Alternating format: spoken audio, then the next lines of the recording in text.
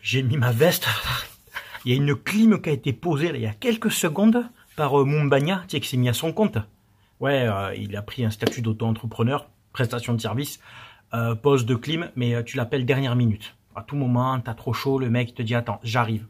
Dernière minute, il vient, il te pose une clim.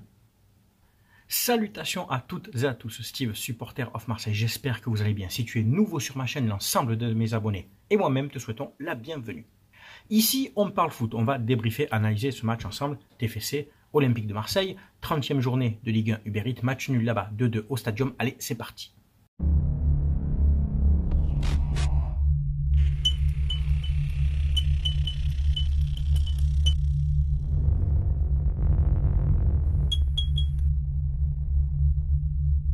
Oh, je sais pas toi, il fait froid quand même. Hein.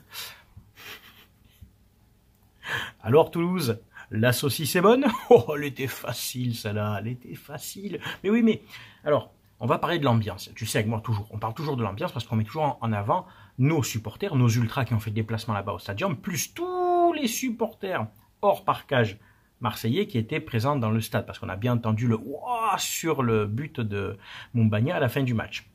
Et d'ailleurs, même sur le premier but, celui de Onana. Toulouse, ils ont de l'ambiance, ah oui, ils ont de l'ambiance, ils ont un chant. Marseillais, nique ta mère, Marseillais, nique ta mère. Non seulement on n'a pas niqué nos mamans, mais en plus, on a posé une clim chez la tienne qui avait très chaud. Ta maman toulousaine, elle avait très chaud ce soir. Ah oui, et c'est pas de la saucisse de Toulouse qu'elle a mangé. Hein. Donc voilà, ça c'est la petite dédicace parce que bon, votre chant il est bidon, hein, vous restez derrière nous, c'est très bien. Nous, bon, on a 40 points à la 30e journée avec ce match nul. J'ai envie de te dire, il y avait moyen de largement faire mieux hein, au vu du match, au vu de la physionomie, de ce qu'on a proposé. Mais c'est toujours le même problème, c'est la concrétisation des occasions et le déchet technique, mais on va y venir. La compo, je te la mets ici. Donc Paolo Lopez dans les buts. La défense, c'était une défense à 3. Murillo, Balerdi, Garcia. Et Gay, en fait, des fois qui venait s'intercaler. Hein, ça dépend des phases de jeu. Devant, on avait donc Verretou, Unai, Onana, et sur les couloirs, on avait Luis Enrique, couloir gauche, Aubameyang et Correa. Correa, Luis Enrique, pardon, faut inverser. Bon, l'entame de match est pas mauvaise, on arrive avec des bonnes intentions, du jeu, de la vitesse, pour ça il n'y a pas de problème, mais beaucoup de déchets techniques, trop de déchets techniques. Correa, son match, encore une fois, 0. Tu vois, Correa, en fait, je ne sais pas comment tu as fait pour devenir joueur professionnel et jouer à l'Inter de Milan. Il a une capacité, ce garçon, à perdre les ballons et à ralentir le jeu sur les contres. C'est incroyable. Nul. Correa, nul. Je ne comprends pas comment ce joueur est joueur professionnel. Il n'apporte rien du tout. Remplacé par Ndiaye. Tu vas dire, Ndiaye, il n'a pas joué le match entier contre Benfica. Là, il rentre allez, pour la dernière demi-heure. Même pas, peut-être moins en comptant les arrêts de jeu. Tu arrives à faire de la merde aussi, Liman. Je compte plus sur toi jusqu'à la fin de la saison. Franchement, tu es trop timoré, tu perds trop de balles, tu chipotes trop, tu ralentis le jeu aussi. Correa, Ndiaye, même combat. Comme contre Benfica, l'un avait remplacé l'autre, même combat. Voilà. La défense, Murillo, Balerdi, j'ai bien aimé. Balerdi, quelquefois pris de vitesse par l'ailier toulousain, mais il a quand même encore une fois récupéré beaucoup de ballons. Murillo, encore très propre, très sûr, j'ai bien aimé son match.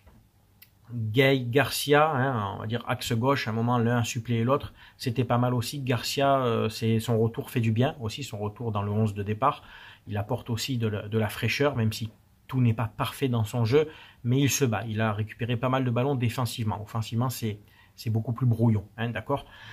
Onana, sur qui j'étais en colère après le coup franc d'Aubameyang, qui est repoussé par le poteau, et Onana qui je sais pas, les pieds qui s'embrouillent, le cerveau qui est pas connecté avec les pieds, je sais pas ce qui s'est passé. Le pied en mousse, voilà, bon, tu as compris, malaise vagal du pied, d'accord. Et derrière, il y a une occasion, frappe de Verretou, donc qui est contrée, et ça a ralenti, tu sais, quand le ballon part en l'air comme ça, mais qu'il est ralenti, quoi, sur la retombée, et Onana, bien positionné, qui met une tête qui lobe le gardien.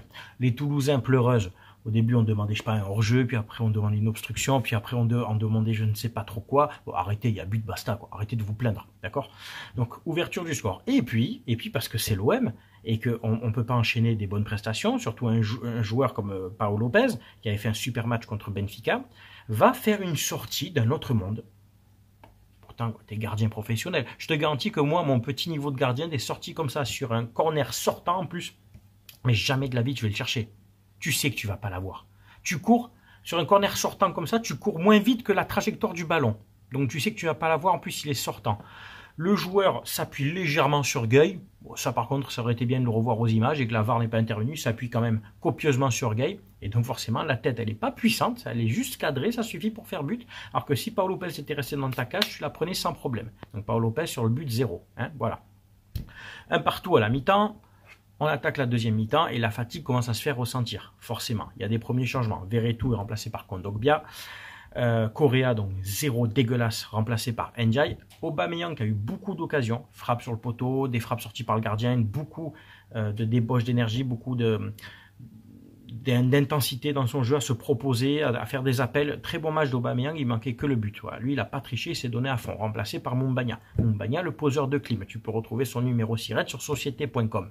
Et un peu plus tard dans le match, on a deux jeunes qui sont rentrés. Daou à la place de Murillo, je crois, hein, qui avait besoin aussi de souffler. Alors Daou, attention, jeune homme, hein, c'est bien tu rentres, on te donne du temps de jeu, va falloir un peu gagner en caractère et appuyer tes passes. Hein. Des fois, c'était vraiment limite les passes de Daou. Je veux bien que, ok, premier match en Ligue 1 et tout, mais bon, appuie quand même tes passes et tranquille. Hein, voilà, des fois, lève un peu la tête parce que vous avez sur plein d'occasions en deuxième mi-temps, pleine phase de jeu, vous avez ralenti le jeu. Au lieu d'envoyer en première intention sur Mumbagna ou Luis Enrique, non, on joue sur les côtés. Ça a été le malaise de l'OM en deuxième mi-temps, c'est de ne pas jouer les coups à fond. Voilà, de ne pas jouer en première intention devant et profiter de la vitesse de Mumbagna ou de Luis Enrique. Non.